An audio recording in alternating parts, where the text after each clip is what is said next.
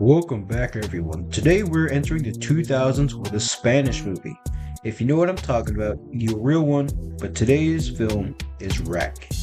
If you're a Spanish viewer, then it looks like this movie's for you. If you don't understand the language, well, you can read subtitles, can't you? What, you can't read? Well, that's too bad. Grow up. Go do some Rosetta Stone and learn some English subtitles or whatever language you've got. Just learn to read. But this movie is shot as a found footage film, but instead of the usual found footage schlock, it's shot as a news report, which is kind of cool. I love how it, uses this so it can have an excuse to use all these horrible, why don't they turn off the camera? But no, they're a news crew. They have to record everything. So, I don't know. I think it was pretty cool that they chose to go this route instead of just the regular Blair Witch, oh, we're in the middle of the woods and we're gonna go watch this witch do something. No. But anyway, they start the night out by introducing us to our main characters.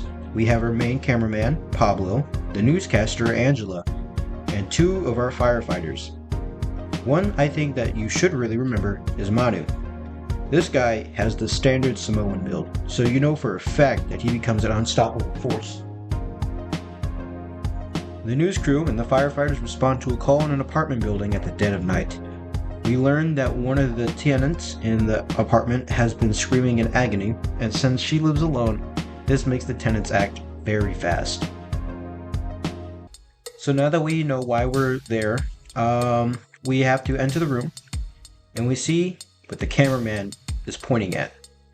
It's a woman they were supposed to help, except she ends up acting like a rabid animal, and she jumps onto a police officer, and she chews bits of his face off. And, it was kind of gross, but they don't instantly incapacitate this lady. They just knock her down and take the other police officer that was chomped downstairs to seek immediate treatment. But we later learn, as they try to open the door, they're locked outside of the inside the building. Fast forward a little bit, and they go back to the room where they knocked out the woman, except she gets up and rushes one of the other policemen. So with him being quick on the draw, he plants her down, and we get to assume that she's dead. But, I don't blame him for thinking that. He shot the hag 4 different times. He was like, bah, bah, bah, bah. And, she even goes down kind of slow, kind of like she was faking it, but she was still shot 4 times, so I'm thinking she'd be dead.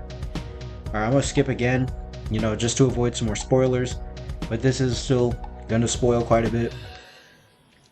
The health inspector agency sends an agent to test the blood of the people inside the building. This means the firemen and the police officers that haven't been attacked end up going to help the wounded people. But the people that go to help are attacked by the people. The health inspector then tells us that this infection is spread by saliva. The person that is brought to our attention is a veterinarian. Why is this guy important? Well, because they actually tell us, or they told the Mexican CDC that that a dog they had in their care actually had this disease, and it was kind of like rabies, except it spread like a flu, and the dog they found was, it killed every other dog there. So this meant a big problem. So they found a tracking chip in the dog's ear, and they found it located into this building. So, that's kind of a problem, because the woman who owns the pet was recently infected by the animal. So her daughter, one of the people who was infected, ended up spitting out this disgusting, blood viscous, material into her mom's face. But it's not an instant infection, because it makes her get chained, or at least because we have to chain her to the wall now, because the CDC guy said she's infected. We cannot let this spread. So they chain her to a stairwell using the police officer's handcuffs. That one, I also want you to remember, because it is pretty important later on. But, hold on. Lost my spot, guys. I had a little stroke. Alright. So here we go. After she spits the blood into the mother's face, this little girl runs, running around the building, and she goes back to where that old lady was at. So, of course, things go bad. The 2 infected people that we talked about previously made their way into the space, or the foyer, or whatever room you want to call at the bottom of a hotel, and they, tried attacking the woman, who was, down there.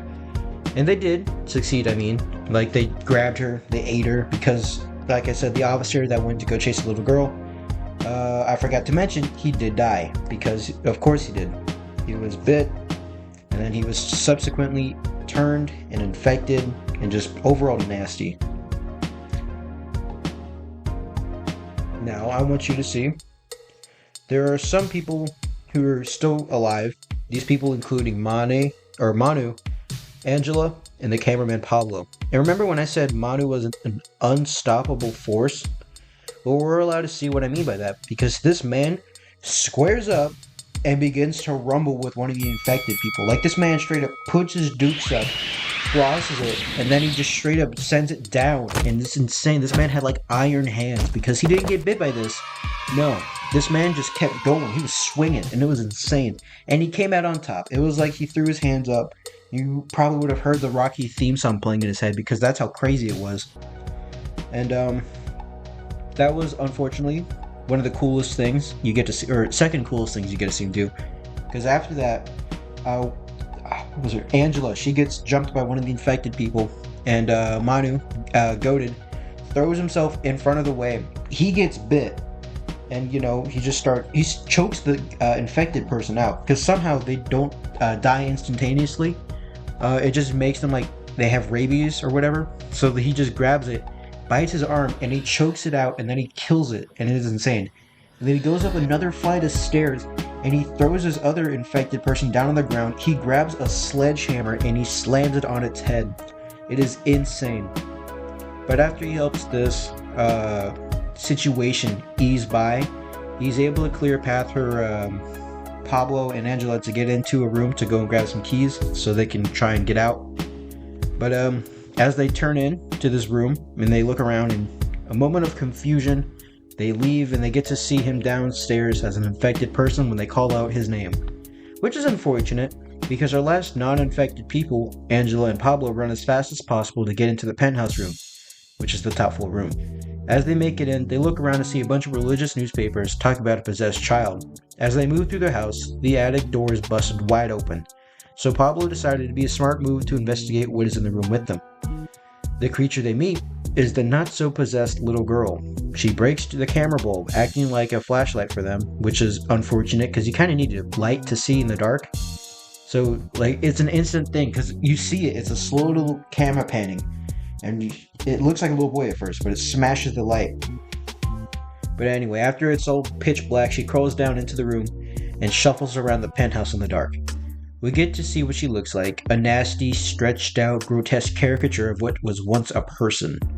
The creature finds Pablo and beats him to death as painfully as possible, and with Angela thinking she's safe, picks up the camera to see the creature and is dragged into the dark hallway, leaving us with that cold, cold ending. That's the end of the movie Wreck. As I stated before you watch the Spanish one, enjoy it, or at least turn the subtitles on, But, like I said, grow up, read the subtitles, and make sure to watch this one with your grandma. I'm sure she will definitely not have a heart attack. Unless your grandma's into this, nasty horror, then I'm pretty sure she would have so much fun with it. Alright, now for my opinion.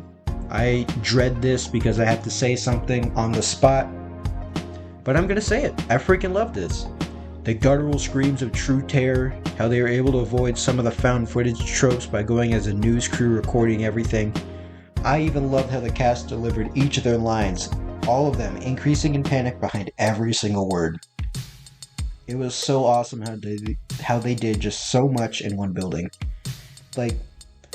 I know there are many movies that already did this before, like Saw and other stuff, but I think it's cool. They did everything they could in the dark, so it could still feel terrifying, but they did some things in there just to make it not cheesy. Alright, well, I think I can't glaze any harder than I already have, so I'm going to cut it off here and say farewell. And as always, I hope you enjoyed. Bye.